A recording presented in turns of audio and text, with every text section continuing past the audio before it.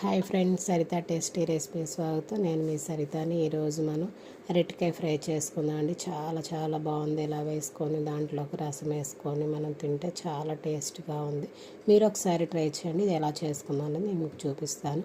దీనిలో ఒక 2 అరటికాయలు, ఉల్లిపాయ, 3 పచ్చిమిరపకాయలు, 3 ఎండుమిరపకాయలు, తాలింపు దినుసులు ఇవన్నీ కూడా మంచిగా ఎర్రగా వేయించేసుకొని ఈ కోసి పెట్టుకున్న అరటికాయ ముక్కలు కూడా మనం వేసేసుకొని దాంట్లో కొంచెం అల్లం వెల్లుల్లి పేస్ట్ కూడా ముందే వేసి వేయించేసానండి.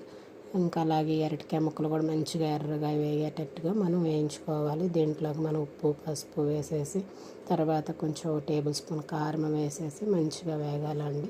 ఎక్కడ కూడా పచ్చిదనం లేకోకుండా మంచిగా ఇట్లా ఎర్రగా బ్రౌన్ కలర్లో వచ్చేటట్టుగా మనం వేయించుకొని ఫైనల్గా గరం మసాలా, ఎండు కొబ్బరి వేసేసి ఇంకా కొత్తిమీర వేసేసుకొని ఇంకంతేనండి. పచ్చివాసన పోయే వరకు వేయించేసుకొని ఫైనల్గా కొత్తిమీర వేసుకొని దించేసుకోవటం. సర్వింగ్ బౌల్లో తీసేసుకుందామండి.